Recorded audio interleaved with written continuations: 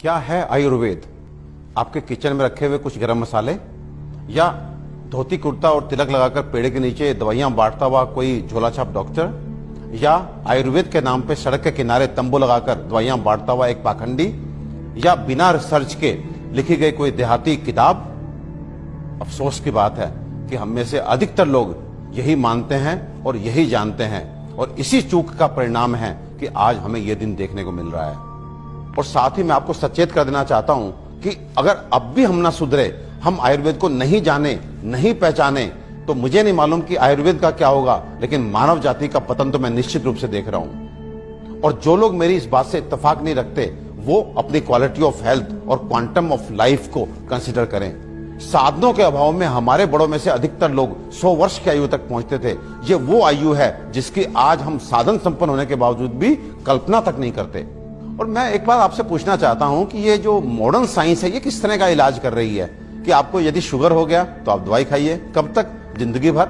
आपको blood pressure हो गया, आप दवाई खाइए, कब तक? जिंदगी भर। आपको थायराइड हो गया, आप दवाई खाइए, कब तक? जिंदगी भर। आपकी किडनी खराब हो गई, बदल दीजिए। आपका लिवर खराब हो गया, बदल दीजिए।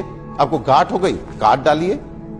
ये किस तरह की चिकित्सा है? और ये चिकित्सा नहीं, ये केवल सिम्टम्स को दबाना है, क्योंकि ये बाहर से आपको नॉर्मल रीडिंग देते हैं, शुगर ठीक है, ब्लड प्रेशर ठीक है, लेकिन अंदर बीमारी अपना काम कर रही है। 15 साल बाद आपकी किडनी खराब, किससे? शुगर से, ब्लड प्रेशर से।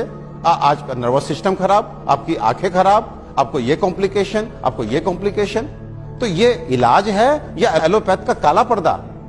अपने 20 साल के क्लिनिकल एक्सपीरियंस से आपको बता देना चाहता हूं, ये जो आयुर्वेद विज्ञान है, ये समुद्र से भी गहरा, हिमालय से भी ऊंचा ऐसा जीवन का विज्ञान है जो आपके शरीर में और मन में किसी भी अवांछित परिवर्तन के बारे में आपको न केवल जानकारी देता है, बल्कि उसे जड़ से मिटाने के लिए पुख्ता इलाज भी देता है।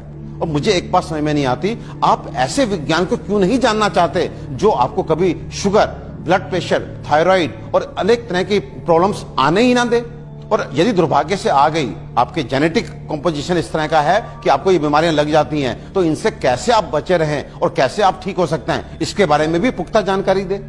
मित्रों, आयुर्वेद सबसे पहले स्वस्थ से स्वास्थ्य रक्षण के लिए आपको ऋतुओं के हिसाब से आपको क्या खाना चाहिए, क्या पीना चाहिए, किस तरह की जीवनचर्या आपकी होनी चाहिए, ये सब सिखाता है। और उसके बाद अनफॉर्चुनेटली यदि आप बीमार पड़ते हैं तो यहां पर लाखों दवाओं का वर्णन है, जिसमें आपकी काष्ठ औषधियां यानी कि जड़ी बूटियों से बनी औषधियां, आपके मिनरल्स यानी कि खनिजों से बनी औषधियां, रस औषधियां, इतनी सारी औषधियों का वर्णन है जो आपके उन बीमारियों के लिए भी आपको इलाज देती हैं, जिसमें आज का मॉडर्न साइंस जो है अपने हाथ खड़ा कर देता है। आज फैली किसी भी विषाणु जनित बीमारी के लिए वेंटिलेटर्स का इंतजाम मॉडर्न साइंस करता है। केवल किस लिए? इसलिए कि वो तब तक आपको जीवित रख सके जब तक वायरस अपने आप आपको छोड़ के नहीं चला जाता। तो ये किस तरह का इलाज है? जबकि आयुर्वेदिक औषधियां ऐसी हैं जो सीधे जाके वायरस को मार के आपको बीमारी से बाहर लेके आती हैं, आपको मौत से मुके बाहर लेकर के आती हैं। तो दोस्तों, विश्वास कीजिए, अपने आयुर्वेद को मान दीजिए, सम्मान दीजिए, जानिए, पहचानिए, अपनाइए और अपने जीवन को, अपनी हेल्थ को अच्छा कीजिए। आयुर्वेद का इलाज ना तो धीमा है और ना ही लंबा, बल्कि यह रोगों को जड़ से खत्म करता है। आधुनिक सर्जरी दुनिया को आयुर्वेद की ही देन है। आचार्य सुश्रुत को सारा संसार निर्विवादित रूप से शल्य चिकित्सा का जनक मानता है।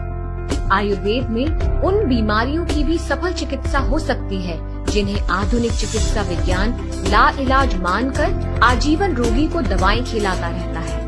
आयुर्वेद आपके और आपके बच्चों के लिए सुरक्षित है। आयुर्वेद अपना